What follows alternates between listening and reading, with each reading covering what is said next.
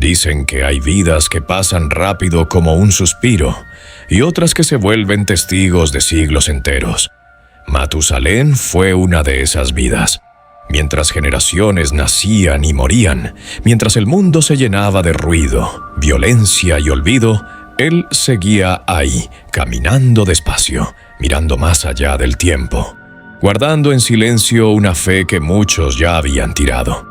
Su historia no es famosa por grandes hazañas, ni por batallas épicas, sino por algo que casi nadie valora: permanecer. Matusalén nació en un hogar distinto. Su padre era Enoc, el hombre del que se dijo algo que no se dijo de nadie más. Caminó con Dios y desapareció porque Dios se lo llevó. En un mundo que se volvía cada vez más corrupto, Enoc era como una luz solitaria en la noche. No era perfecto, pero vivía cada día con la mirada puesta en el Creador. Fue en ese ambiente donde Matusalén abrió los ojos por primera vez. Desde niño no creció oyendo historias de violencia para admirar, sino historias de un Dios que había creado el mundo con propósito, de un huerto perdido, de una promesa aún viva. Enoc lo tomaba de la mano, lo llevaba lejos del ruido y le hablaba del Altísimo. Le enseñó que la vida no se mide solo en años, sino en cómo se camina con Dios en esos años. Que el tiempo, sin propósito, es solo arena escapando entre los dedos. Matusalén escuchaba, sin imaginar que viviría casi un milenio viendo el mundo hacerse pedazos. El niño se volvió joven, el joven, hombre. Mientras su cuerpo se fortalecía, el mundo a su alrededor se pudría. La maldad crecía como una enfermedad sin control. Lo que antes era escándalo, ahora era costumbre. La violencia dejó de ser excepción y se convirtió en lenguaje. Los hombres se burlaban de la justicia, se reían de la pureza. Vivían como si Dios no viera nada. Pero en medio de todo eso, Enoc seguía caminando diferente. Un día, Matusalén notó que su padre hablaba cada vez más del juicio, de que Dios no toleraría para siempre la corrupción. Hablaba de paciencia divina y de un límite, hasta que llegó el día que marcaría a Matusalén para siempre. Enoc salió como tantas veces a caminar, pero esa vez no volvió. No hubo cuerpo, no hubo tumba, solo ausencia. Los rumores se esparcieron. Dios se lo llevó. Fue arrancado de la tierra para no ver lo que viene. Matusalén sintió un vacío profundo, pero también entendió algo. Si Dios mismo había tomado a su padre, entonces todo lo que Enoc le había dicho era más real de lo que muchos querían aceptar. Desde ese día, Matusalén ya no fue solo hijo. Se convirtió en heredero de una forma de vivir, heredero de una fe. El tiempo pasó y Matusalén formó su propia familia. Llegó Lamec, su hijo. Cuando lo tomó en brazos por primera vez, recordó cómo Enoc lo había sostenido a él y repitió el mismo compromiso en silencio. Voy a enseñarte a caminar con Dios, aunque el mundo corra en la dirección contraria. Cada noche, bajo un cielo lleno de estrellas, Matusalén le contaba a Lamec las historias antiguas, la creación, el huerto, la caída, la promesa de que Dios no olvidaría a los justos.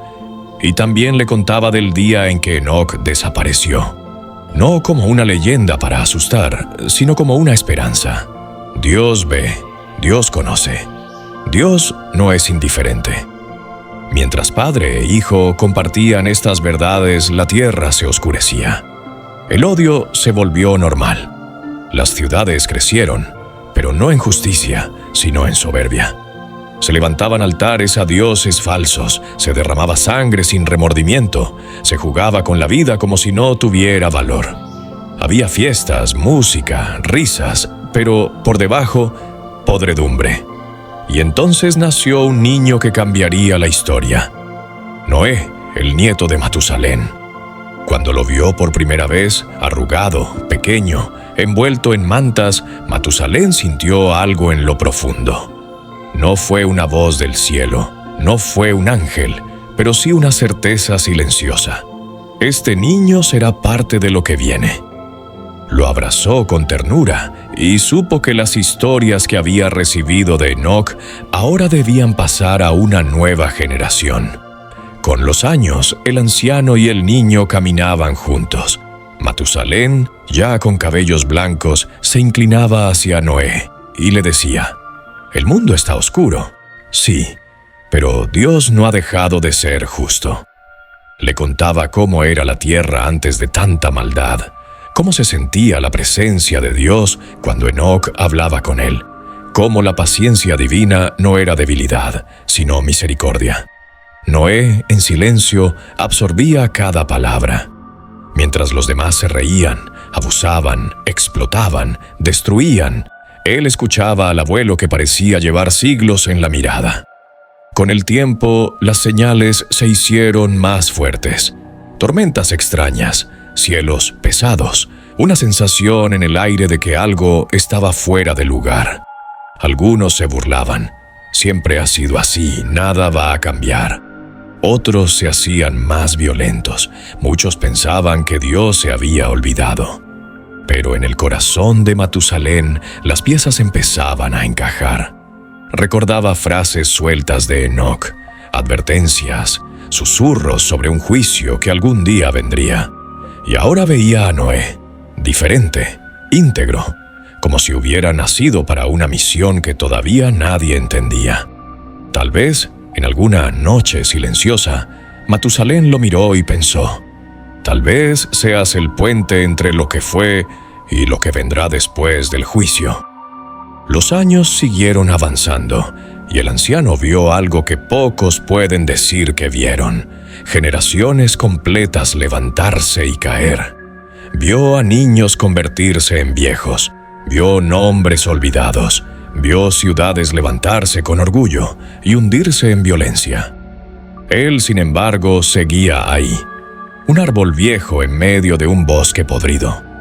Muchos lo respetaban por su edad, otros lo ignoraban, pero quienes se acercaban con humildad encontraban en él algo raro en esos días: paz.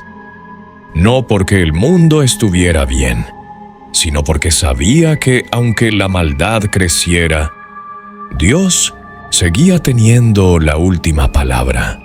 Cuando Noé empezó a recibir instrucciones de Dios, cuando la idea de un arca gigantesca comenzó a tomar forma, es posible que Matusalén ya estuviera muy cerca del final.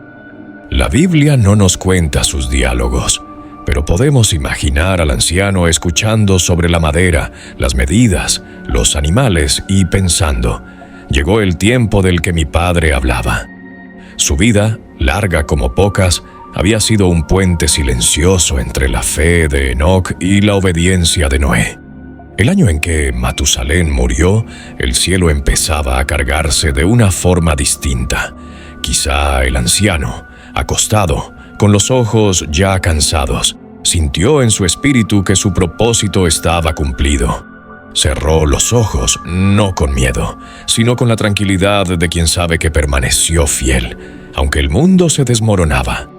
Y entonces, mientras él descansaba, la historia pasó a manos de su nieto.